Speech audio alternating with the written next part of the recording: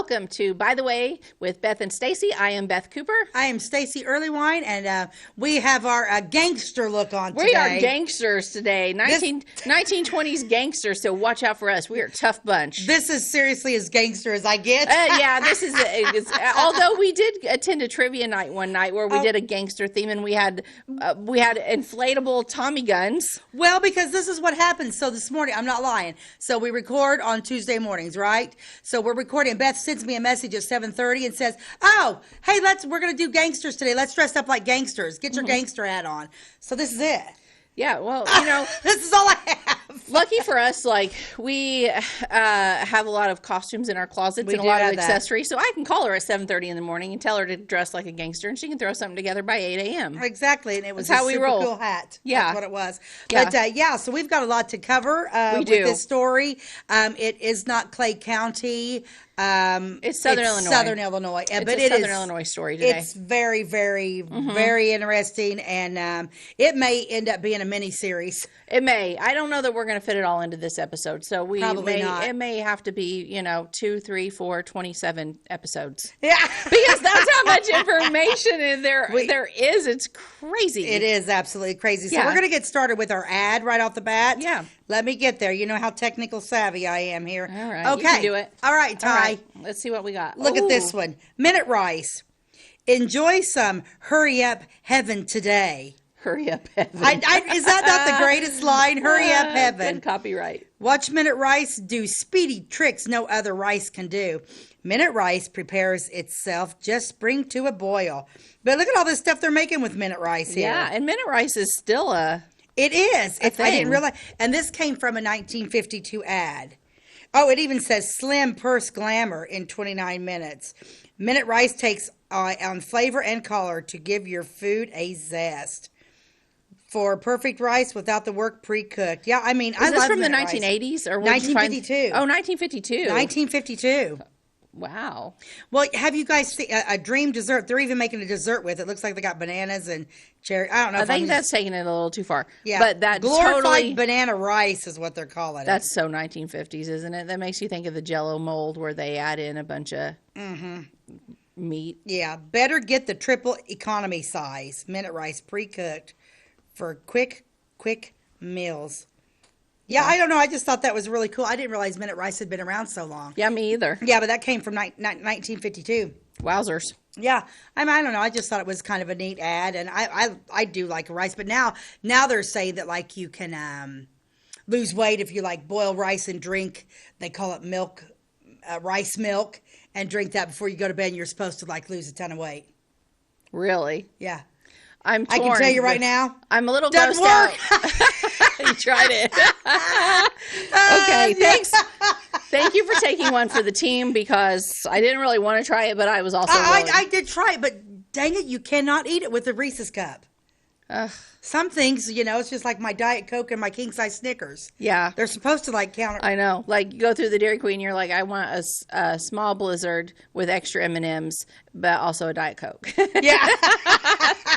It's exactly what I do. That's how it works. But anyway, let's jump into this. I'm going to let you. Okay. This is your neck of the woods. Yes. So this is your neck of the woods. We are talking about the Shelton gang and Charlie Birger today. We're talking about gangsters in Southern Illinois in the 1920s.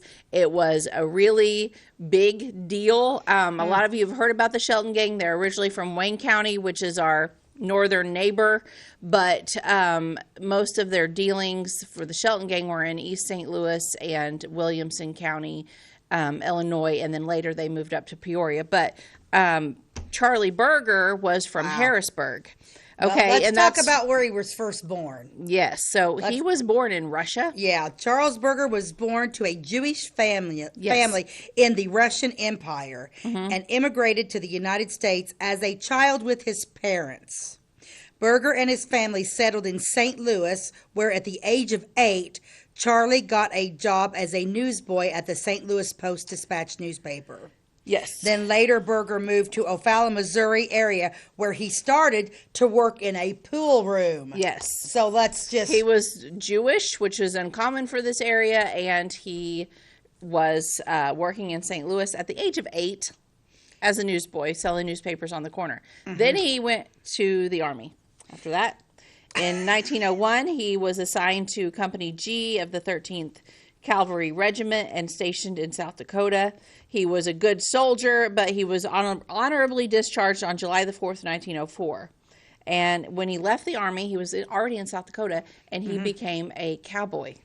Right. So the thing about this is so you got this young Russian, a Jewish Russian, which I think might be a little bit of a I don't know.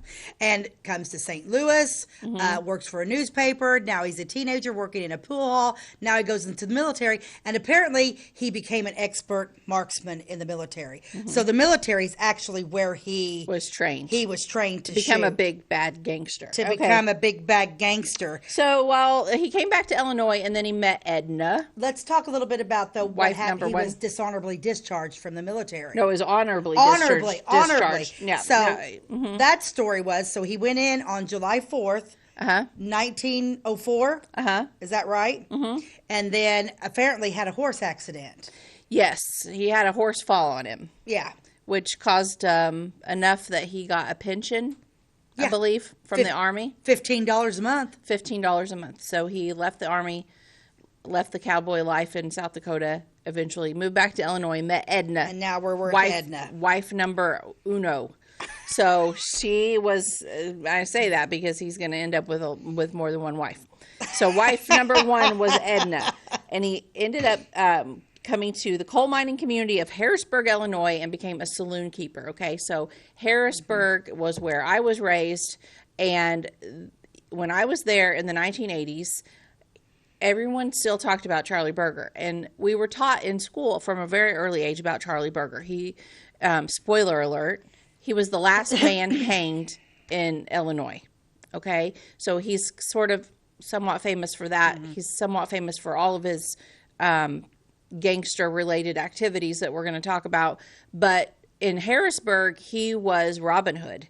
He was a celebrity. He didn't do any crime or anything in that county, which is Saline County.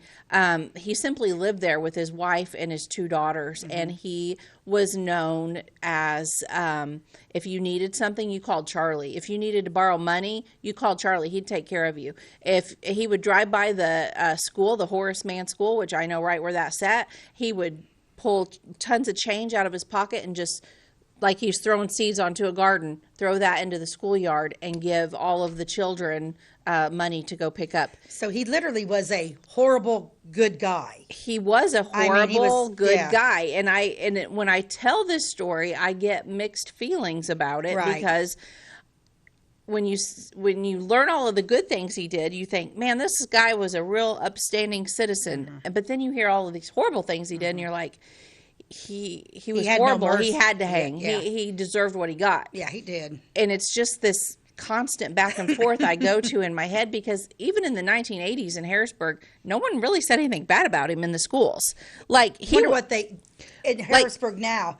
I'm asking you this question, you may not know, but like, do people still talk about Charlie Birger to this day? To this day, you can go in the Harrisburg City Hall, and there's an entire wall of history framed on the wall about him. Really? You can drive by where his house stood. His house stood on Poplar Street, which is the same street that my mom and dad ran a business on when I lived there in the 80s. Probably drove by that house 4 or 5 times a day and never even realized that was his house. I guess I was too young. It's torn down now, but it's just he was really adored. The people there liked him because they heard things that were happening in other counties, but they hadn't turned against him because they only saw the good side of him. Okay, so he was a little Jekyll and Hyde.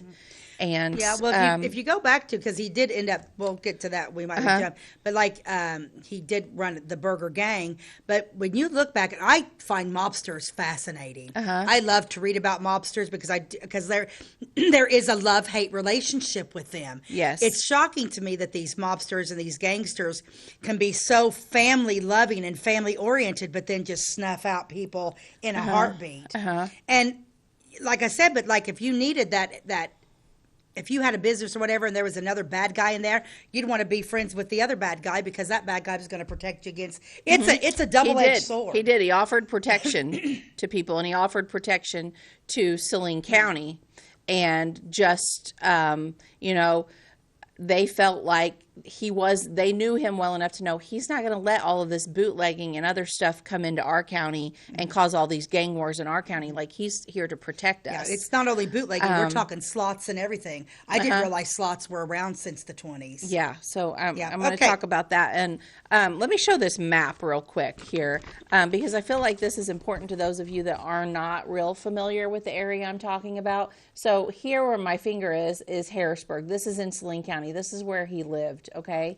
But then if you go over here to Williamson County, this is called Bloody Williamson in the 1920s. This is where Crab Orchard is, Marion, Johnson City, and this is kind of in Herrin. There was a lot that happened in Herrin. So this is like the main county where all the bad things happened. And then Charlie Birger built a little place called Shady Rest. It wasn't far from Crab Orchard, and that was kind of his hideout, okay? So that's in Williamson County. Franklin County, this is Benton, Christopher, West Frankfort is Franklin County, okay?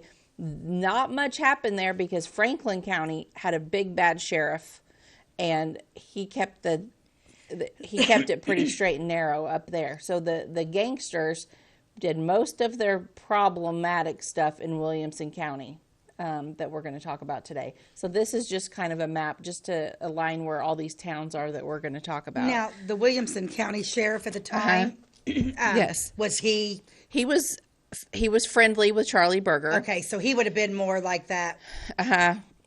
Maybe. He tried to keep the peace, but the main problem at the time was basically it all comes down to Prohibition. Mm-hmm. Okay, so Prohibition became a thing in 1919. You know what? Before you keep going, we got to take it. Already? Okay. We have to take a commercial break. All right, we'll be right back. At your locally owned Napa Auto Parts stores in Flora and Louisville, you can count on experts to have the solutions to keep you running on the road or in the field. More than just your car, the Napa Auto Parts stores in Flora and Louisville carry a large inventory of Napa products for farms, heavy trucks, and just about everything that moves. Experienced associates understand your needs and are ready to help with the perfect part at a great value. That's Napa Know-How at your locally owned Napa Auto Parts stores in Flora and Louisville. Briscoe Surplus Sales on the northeast edge of Flora is your one-stop do-it-all shop. Looking for rugged boots and footwear from great brands like Lacrosse, Rocky, and Carolina? They're there. How about top-notch small engine parts and service? Briscoe Surplus Sales has it. Whether you're wiring your switches or switching your wiring, Briscoe Surplus Sales has the solution and the know-how to help you get the job done right the first time. Briscoe Surplus Sales, your one-stop do-it-all shop. We like technology at Flora Savings Bank. Here's what you can accomplish in our mobile banking app in less than 30 seconds. See account balances in your transactions, set up an account alert, make a transfer between accounts, get an alert text message about your transfer, pay a bill, turn your debit card off and then back on. It all happens in the palm of your hand with our free My Bank to Go app. Search My Bank to Go in the App Store or Google Play and give mobile banking a try. Flora Savings Bank, member FDIC and equal housing lender. Welcome back to By the Way with Beth and Stacey. Today we're discussing gangsters in Southern Illinois. So we have our gangster hats on. Why not? Why not, right? But I was just talking about Prohibition. And Prohibition was started in 1919. And that banned the sale, the manufacture, the transportation, all of that of alcoholic beverages. So Berger recognized that immediately as a business opportunity. Okay, so he started doing some bootlegging, and they would drive down to Florida, and then they would pick up rum, and I think some whiskey that came in on big ships. Rum runners. Okay, rum runners. And they eventually started being stopped. I mean, the cops, whoever, knew that this was kind of going on, so they would check the vehicles that were going down the roads, whatever. So they took specific routes. So they would choose not to go through any cities. They stayed on the back roads and they worked their way slowly north. They would, completely avoid Atlanta. They would scoot over into Alabama, come up. They would run, completely miss Nashville, go around Nashville, go around Evansville, stay on the back roads, and eventually get into Southern Illinois. So, do you have the picture by chance of the vehicles? Is that what you're going to say? Let's look at that one next. We have a picture of how alcohol was hidden in these vehicles. So the one that really gets me is that Charlie Birger had a gas truck, like the one pictured at the top there. It was a gasoline truck. It looked like a tank of gas is all it looked like. But it was actually arranged to carry, I think that it's kind of cut off, but it says 100 gallons of gasoline and 75 cases of liquor. So you can see from the drawing, the outside of that tank was gasoline, but the interior part had another system in it where it's just cases of whiskey. So if they were pulled over, and they made a point to stop anybody that was on the side of the road, like it's got an image there at the bottom, a coupe.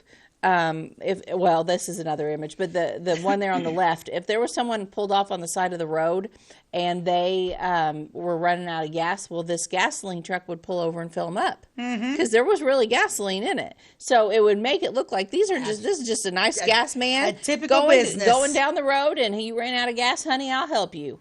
But inside of that gasoline truck was all 75 cases of liquor. Okay, they also did that with coupes, so you can look at the coupe there at the bottom right, and you can see that they had special areas hollowed out behind the seat, under the seats, where they could fit up to 250 quarts of liquor. And I don't think any of this would work now because they have dogs that would have smelt it if that was the thing today, But back then, my gosh, they didn't. So that was how they ran the rum from Florida up into the Williamson County area. I would be a dumb criminal. I would never think of that. That's very crafty. I would think of it. Yeah. I would be like, how could I fit this in here, and what could I? So I would be the Bonnie to your Clyde. Yes, that's why we make it good, because you would think of something I didn't. Not that you wouldn't think of anything. You would think of something that I forgot. Here's where I would come in handy when we got pulled over. I could talk the cop to death. Absolutely. you would sing him a lullaby. That's exactly right. And be out doing a two-step with him on the side of the road. All right. About right. So,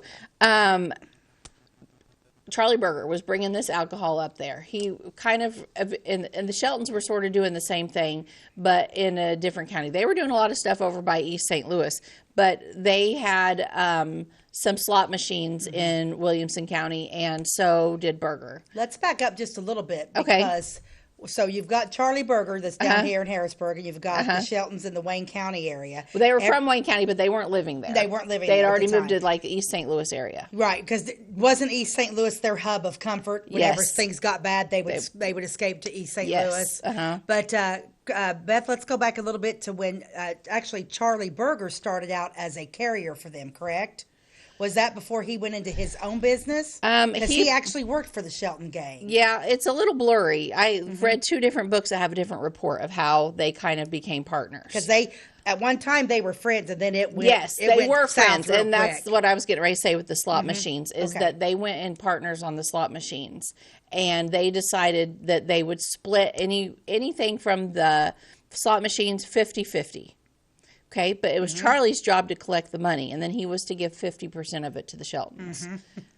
Well, of course, Charlie's story is a little different, but one episode he collected like $1,500 out of the slots, and he gave the Sheltons $300. Yeah. So they were not. 2 for you, 3 for me. Yeah. Well, somebody ratted him out to the Sheltons, and that was kind of the beginning of the end of the friendship between the Sheltons. But before I get to that part, I want to say that this friendship and this, not that they were best buds and hung out all the time, but they had a working business relationship. Okay, and it worked for quite a while, but basically because they were both teaming up to fight the KKK.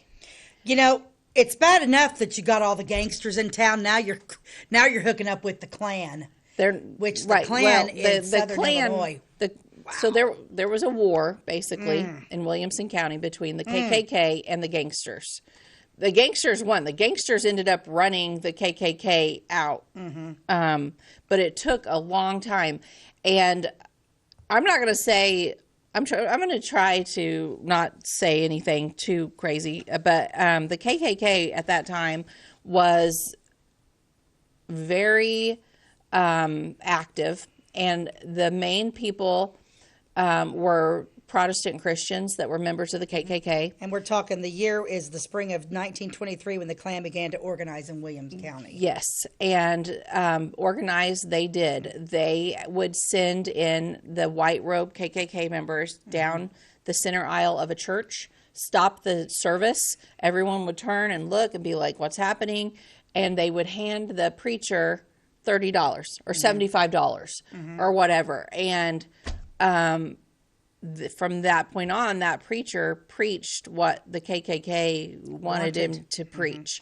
I came across some article that said that like every time, it was almost like when they would walk into these churches and people, I don't understand it. They would just swarm to them, but they would have meetings and there would be over 5,000 people attending their meetings. Yes. And every meeting that they had, excuse me, they got more and more people signed up. They'd have a meeting and 300, 400 would sign up. They felt pressured to. Their church leaders were telling them to. They claimed to be 100% American. And at that time, there was not a lot of black people. It wasn't like they were really against the blacks so much. They were against anybody that was violating Prohibition. And they were against all of the Catholics. And they were against any immigrant that wasn't from here, which honestly they were all not that far out from being immigrants themselves. Exactly. Yeah. But at that time, because there was a lot of coal mining going on in Southern Illinois, there was a lot of immigrants. We talked about that in the Centralia mine accident episode, how the immigrants were less hesitant to go underground than the people that were originally here. So there was a lot of people coming in from Germany, Hungary, Romania, Russia, Irish, Scotland, everything. Yes, a lot of Europeans. The way I see it, it's like, so like those of us that like families that got here like in the beginning, like say Flora was in 1854. So then like these people are starting to be born there, but God forbid you come over on the boat in 1925, because even though people were members like myself would be Scottish, Irish, German, if any of my ancestors came in the 1925, they would not be welcome. I would be, because I was born on American soil. Yes. Am I understanding that correctly? So they started doing these raids.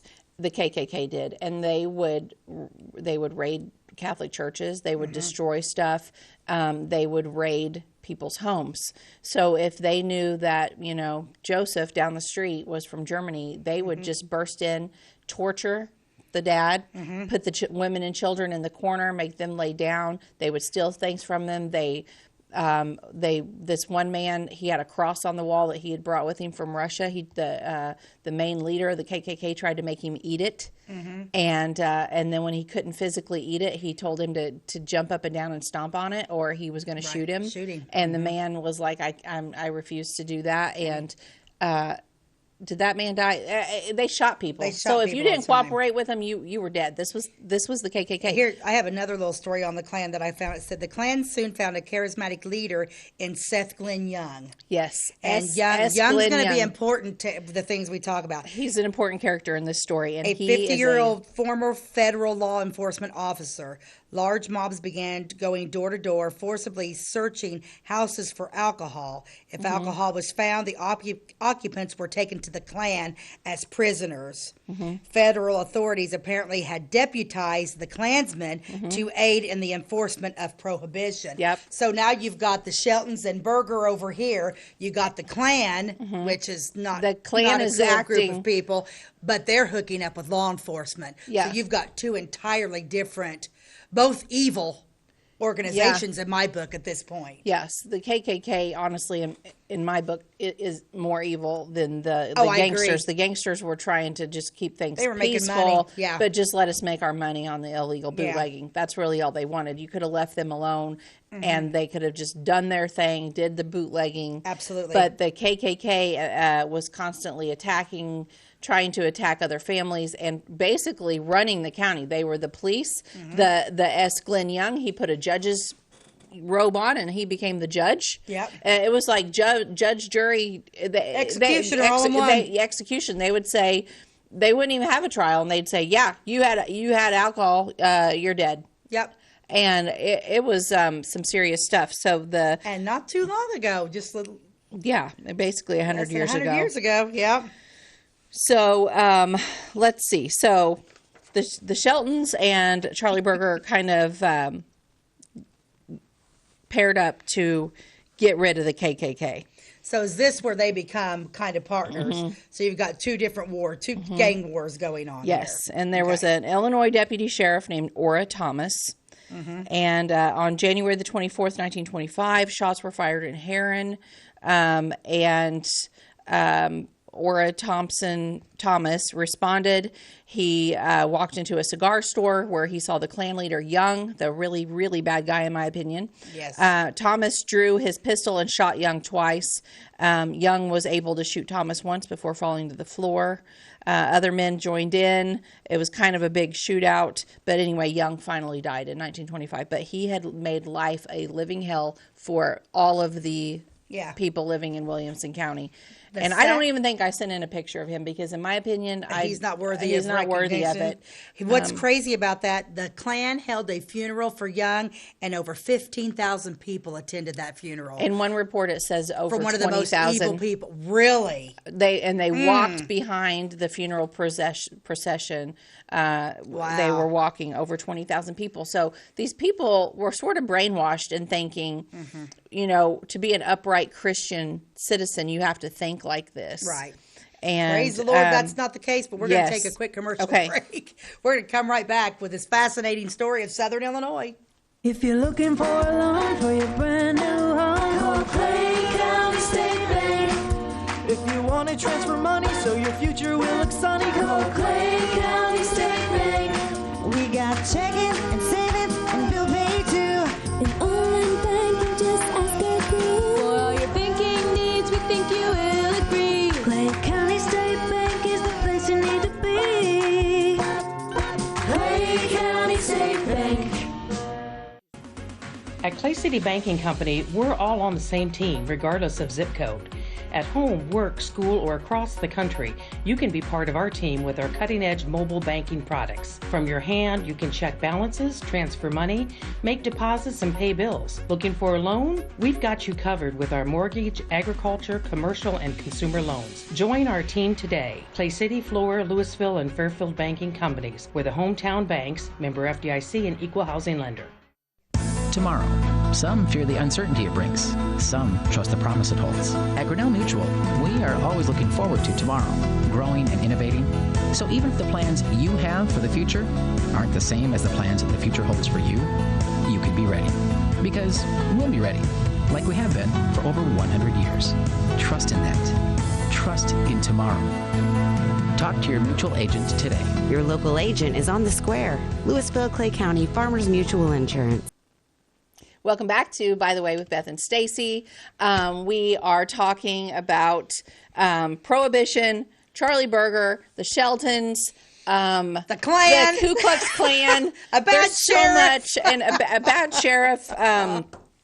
There's a lot, but so we're up to like 1925, and the main Klansman did die. Charlie Birger and the Sheltons had tried to kill him before, while he was in a car. He didn't die. He was with his wife in a car. They ambushed them. The wife was shot as well. Her eyes were damaged. It all went in her face, and she ended up losing her eyesight, I believe, for the rest of her life, but she did not die.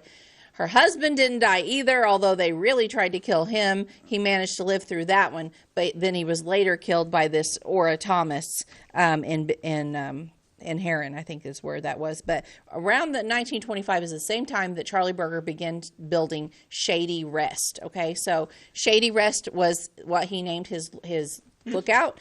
He had already had a long talk with the sheriff of Saline County where he lived, and they had come to an agreement that he wouldn't be doing any of his gangster business in Saline County. So he went right over the county line and into Williamson County where Shady Rest was built, and this was only about 10 to 15 miles away from Harrisburg. Okay, so it wasn't very far away from his house. It was just in another county.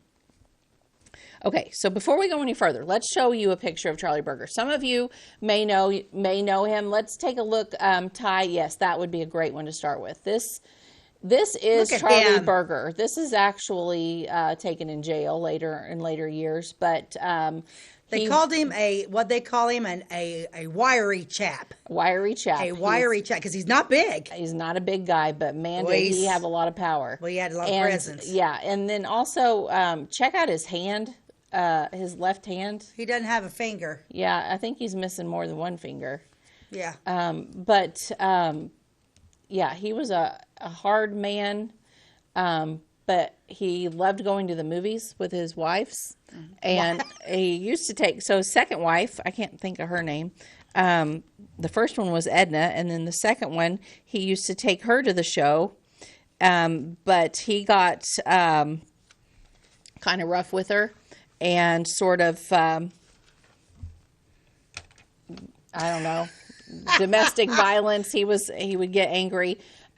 She went to her dad. Her dad, she was only 16 when she married him, the second wife. Now, did he have one child with Edna, or did he have both of his children with Edna? No, yeah. So the first child he had was a little girl he had with Edna.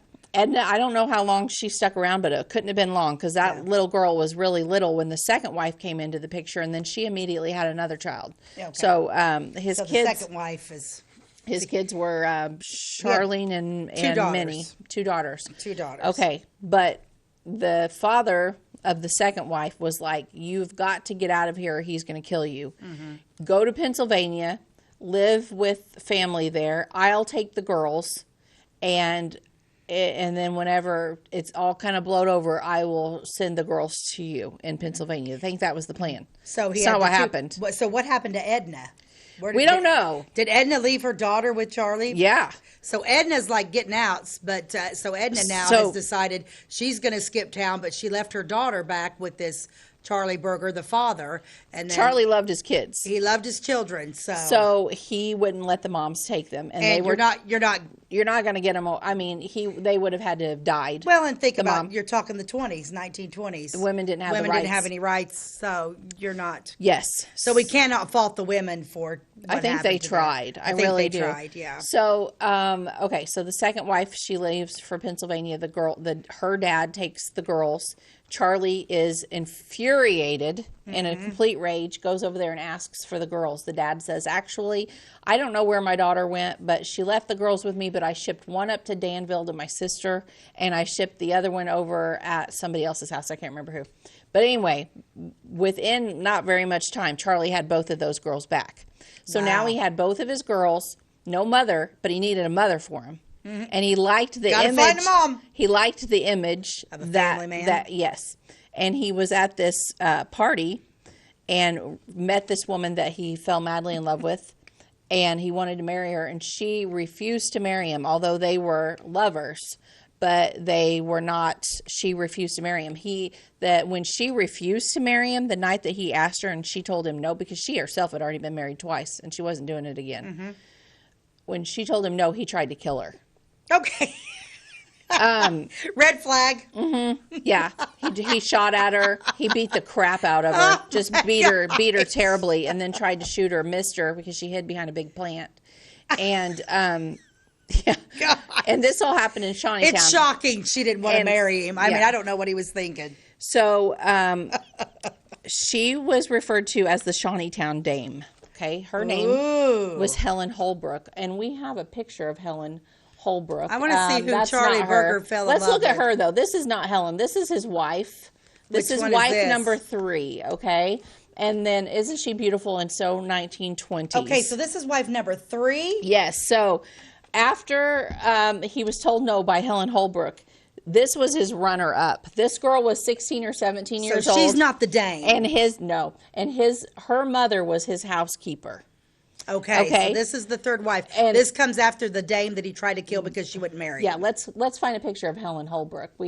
She's pretty famous, and she's very, this is her as a child. Oh. How beautiful is she? Just this beautiful child that came from this very well-to-do family in Shawneetown, Illinois, and she grew up to be quite the character. Let's see, I have another picture of her. She's standing by herself.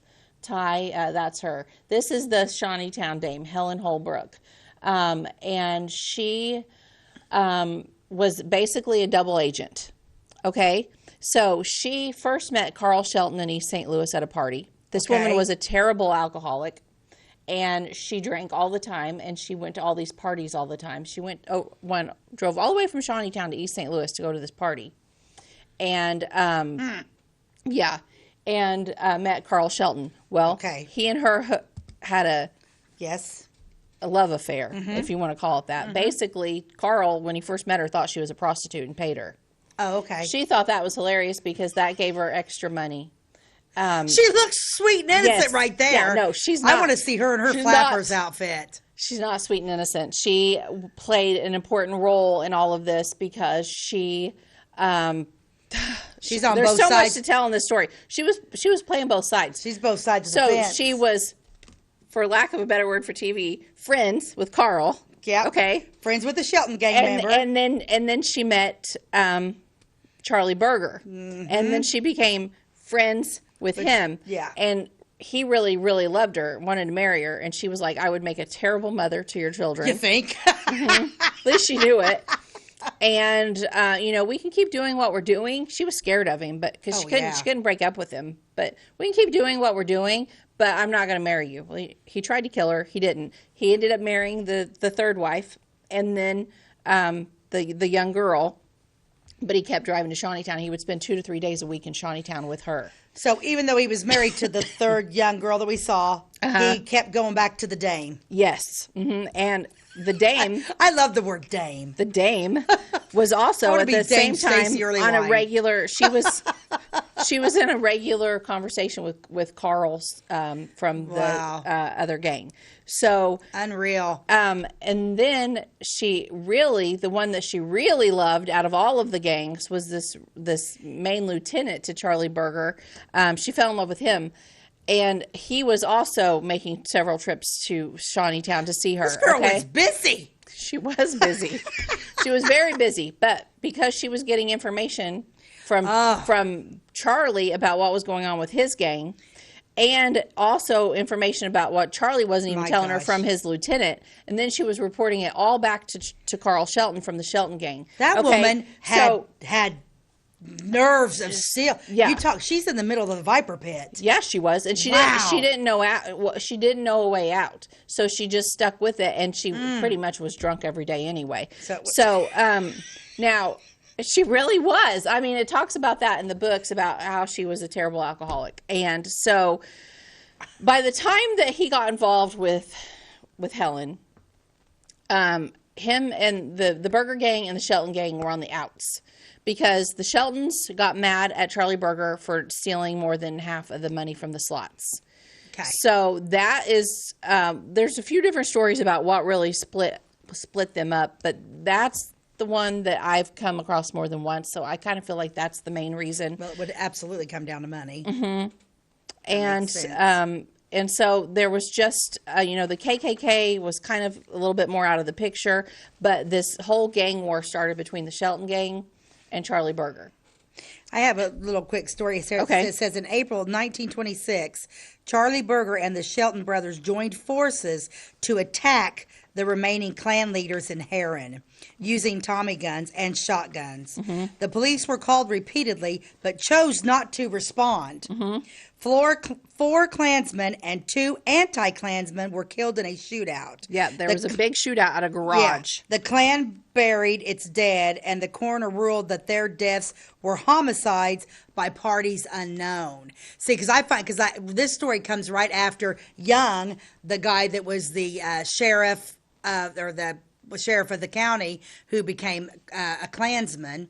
Mm-hmm. With them, he's now gone. So now this is when the gangs are like, okay, we're going to take out the rest of these Klansmen. which I find that very interesting. Yeah, the Klan was still trying to just constantly reform there, Always. and they really kind of almost worshipped that Klan leader that had died. Yeah. And he was, hearing the stories on him, he's one of the worst people I've really ever read about.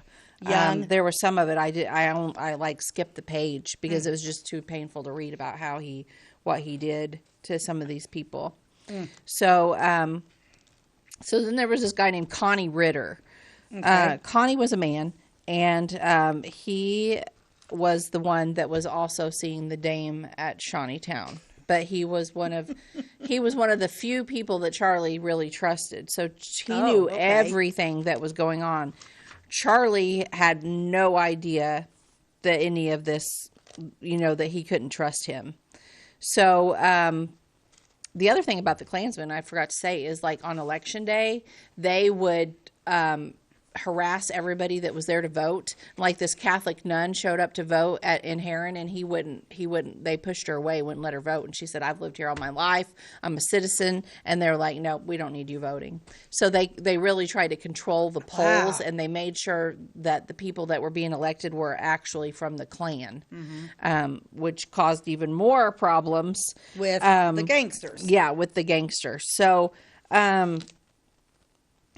So let's go back to Bernice. Bernice was the third wife, the one that was the daughter of the housekeeper, that she was very young. I have a family photo of him and Bernice with let's look at that. So this is, oh my gosh, like, they look like a great American family, do Don't they not? So Minnie's at the top. She's from the first wife, Edna, and then Charlene, and that was with his second wife. And neither of these girls belonged to Bernice. No. But she raised them and loved them as if they were her own. She also wanted out. She also was feeling trapped, and what did I get myself into? But she stuck it out. So even at the end of his life, she was with him. And the girls were there too, the whole time. So one of his daughters grew up.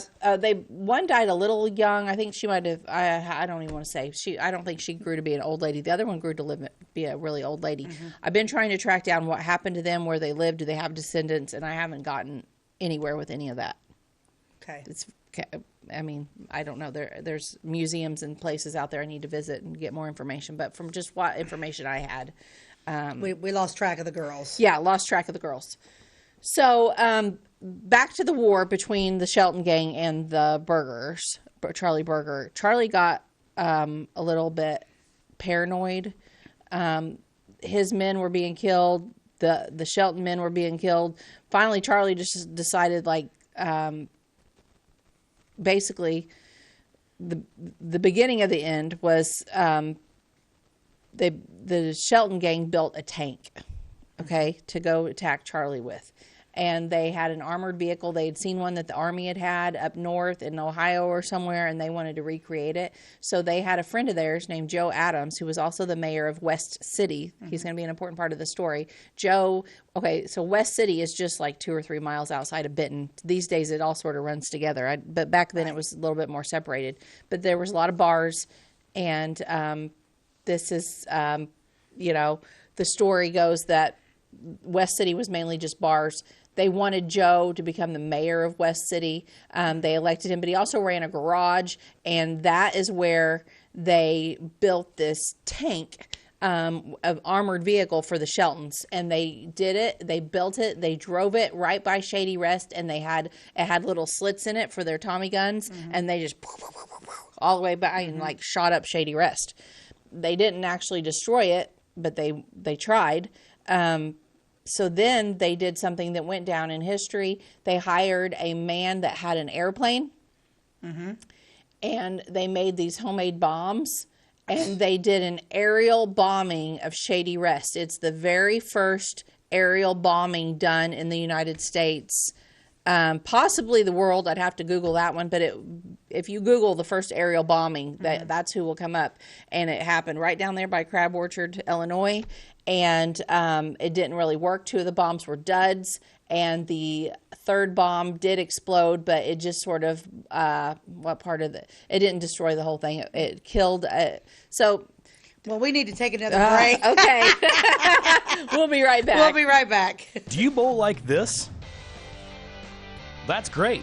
Do you bowl like this? That's great too. That's because whether you're a pro or you just want to have a lot of fun, at Peggle's Silver Dollar Lanes, we have a lane for you. We have galaxy bowling, gaming for kids and adults, Joe's Pizza, a full bar, darts, pool, and fresh and clean bowling shoes. Boy, does that smell nice. So come on down to Peggle Silver Dollar Lanes in Effingham, where we have a lane for you. My name is Robin Stanford. I own Stanford Marketing. It's a promotional products business along with an embroidery business. And we do custom hats, t-shirts, anything, you name it, we can make it. People like that we do stuff in-house and we can actually make things here and that we're not contracting the work out to other places. We never say no. We always try to find a way to do it. If anybody can do it, we can do it. We are hardworking women, that is for sure. Come to Stanford Marketing in Flora for all your custom and promotional needs. Give me all your lumber.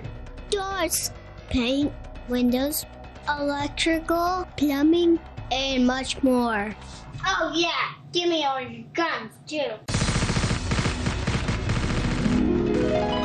John Lucas, What? you better be dreaming about all the stuff we sell here at Zink Building Center. Oh, I would.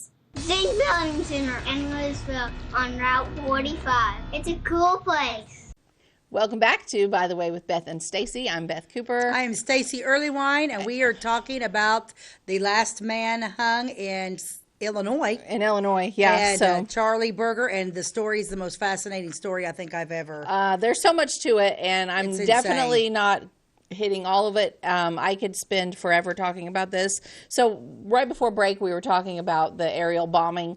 The first two bombs were duds. The third one did hit he had behind his cabin a cockpit fighting ring where he did rooster cocking fighting. I don't know what he called that. And then it was horrible too. The accounts of it, I couldn't even read those pages. They attached metal to the roosters. I couldn't. No, you He kill also- people all day long, but not animals. He also did dog fighting there. nope. He had a monkey.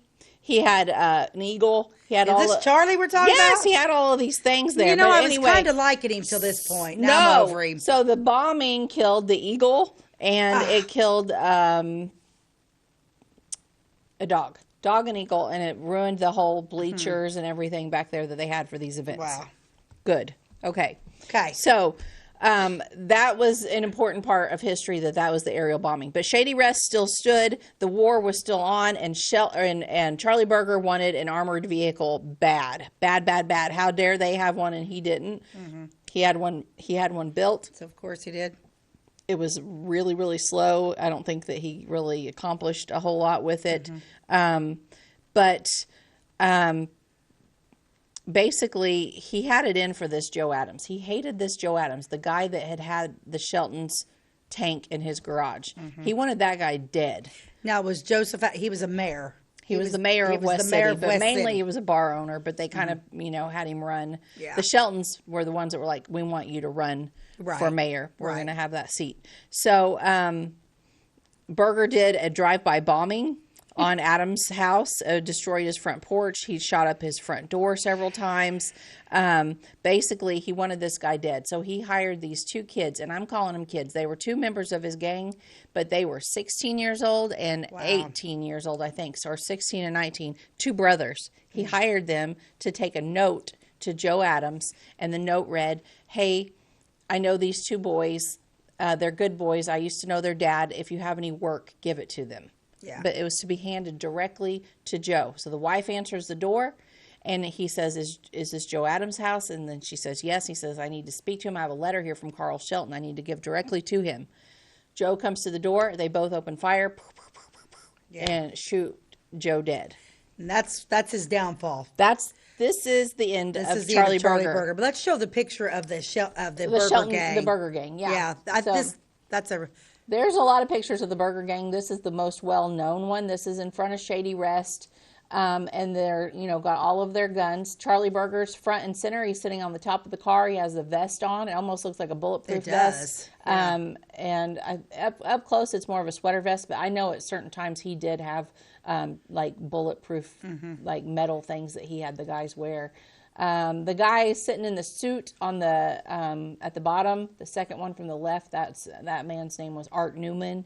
That was one of his main trustworthy guys. I can't name all of these guys. They're all in the books, but they basically did his bidding. They did whatever he told them to do. And the interesting thing about Shady Rest is that it was actually from the road. It looked like a barbecue stand, and people, just families, would drive by and stop there between Harrisburg and Marion and get a bite to eat. Yeah. Or stop and get a sandwich and get out of the car, stretch their legs. But then you kind of walk back behind it a little bit, and then there's this log cabin, cabin, and this is kind of his headquarters. Is it and still had there? It like set up as a bar. No, it's not there. It was torn down years ago. That's a shame. And then and Route 13 between Harrisburg and Marion's also been redone over the years, so it wasn't on the road that this was on. Really doesn't even run through there anymore, and that whole area has been strip mined. So the mines went through. It's really a beautiful. After the mines mined it, then they plant trees, and it's real hilly, and it's a beautiful area. You wouldn't know that happened there. But let's go ahead and talk about. So now we're to the point. Now he's messed up. He's messed up. Caught. He's killed tons of people at this point and never been caught, but now he's in trouble. So a month after this started, Shady Rest was destroyed by a bunch of explosions and a big old fire. Okay, 4 bodies were found. One of them was a woman's. Now, Charlie Birger, I believe, is the one that burnt down his own Shady Rest. He did it to blame it on the Sheltons. That would make sense. But it was, I think, really him that did it.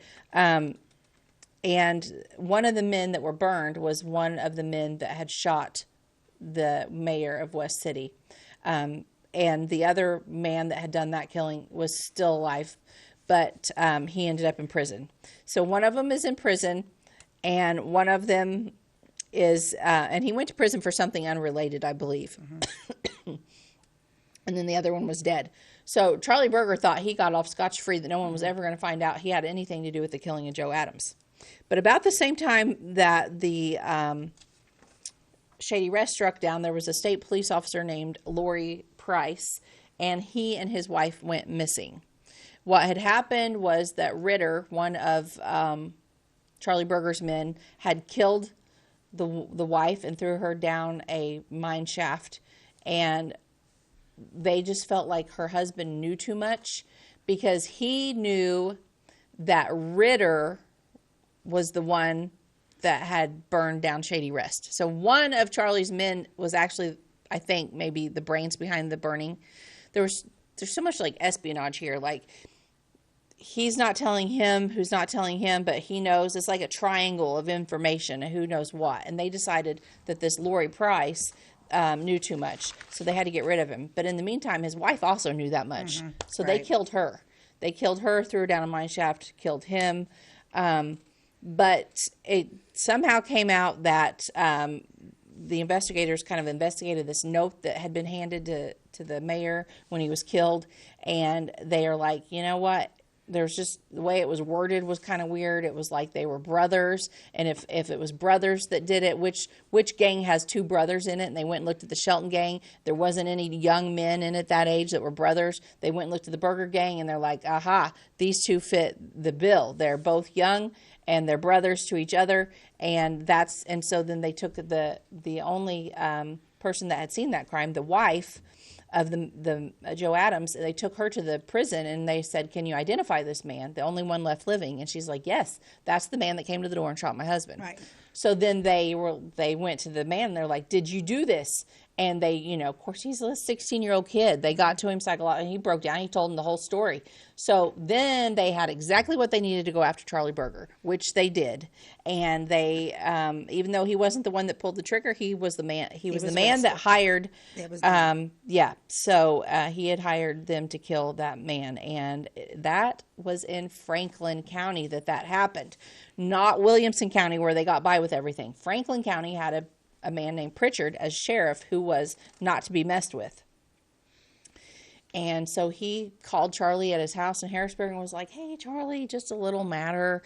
This came up and we don't want any trouble with you, but all you got to do is come up here, just sign the bailout, just so you're not under any kind of where you're looking for, where we're looking for you. Just come on up, sign yourself out. You'll be here an hour max, and you'll be back home to eat supper with your family." Charlie fell for it, hook, line, and sinker, drove up there to Benton, and was like, "Okay, I'll sign myself in and sign myself out," but, and they're like, "Actually, no, we're keeping you. You're done. You're in jail. You killed this man." And he went on trial, and they found him guilty, and he was executed in April 19th, 1928. And he was the last man hanged in Illinois. And the interesting thing about it is that hanging had been outlawed in July. And he was not hanged until the following April. But the reason is because the crime had been committed before July. So they still allowed it, which I think... I'm just glad they allowed it. Yeah. Show the picture of that because there's a picture of him and he's like smiling. There he is. There he is. So this is Benton. This is back in the day where everybody came. So all these people from Harrisburg came. All the people from Benton came. All the people from Williamson County. There was tons of people. And Charlie always, whenever he saw anyone he knew, he always said, "Howdy do. Howdy do, Stacey. Howdy do, Beth." And he was calling out to people in the crowd like, howdy do, Joe. But this time he'd already been in this jail for about a year, and he had made friends with that sheriff that had tricked him into coming. Right. And the sheriff is up on the... which one is the sheriff? He's either the one on the far left or the one that's slightly hidden behind him. I'm not sure. He's one of those. And interesting picture, though. Yes, and he smiled and he was kind to everyone at the end, and he told the sheriff he had forgiven him. He had a Jewish rabbi there with him that had spent the night with him the night before and talked to him. They felt like Charlie was at peace. He wanted it to go quickly. They hired a man that was known for hanging. I say hire, but he wouldn't. He hung a lot of people in Southern Illinois, but he would never be paid for it. Right. And the reason he did it is because he was good at it. He could give these men a very quick death. And he knew how to do it where their neck broke instantly and they did not suffer. Yeah. And that is who hung him. Charlie Birger. That is the very condensed version of Charlie Birger. So that, I mean, and I know I didn't touch much on the Sheltons. I can do another episode on them. Yeah, we'll have to talk I might do that next week because there's so much on them too that I can't even get to. But mainly that's the story of Charlie. Yeah. Was there any pictures I did not show, Ty? Five pictures? Can we scan through them real quick? No. We're done. Oh, yeah. We don't need to show those. Those are the Sheltons. We'll get back to them. Yep. So, no, we don't have time for those. Oh, the Sheltons darn. They're a whole other. But I think that's Berger's just too much for one episode. Berger's story is more important to me than the Sheltons because he was the history of Illinois with being the last man hung. Yeah. You know what I'm saying? The Sheltons right. are still. Well, the Sheltons were a lot closer to home, though, because they had some things that happened in Wayne County. Yeah. So. Yeah. All right, we're going to end up on our inspirational quote, which we need after talking about gangsters. This is from George Carlin. It says, "Those who dance are considered insane by those who can't hear the music." That's an interesting. Interesting, yeah. Yeah. Those who dance are considered insane. Insane by those who can't hear the music. But those that hear it know that they're not insane. We are not insane. Yeah. Interesting. Very interesting story. Yeah, I hope you enjoyed today's episode, and we will try to touch on this again a little bit more and dig more into the Shelton side of it. But for now, that's all the time we have. So thank you for joining us. God bless you and have a great day.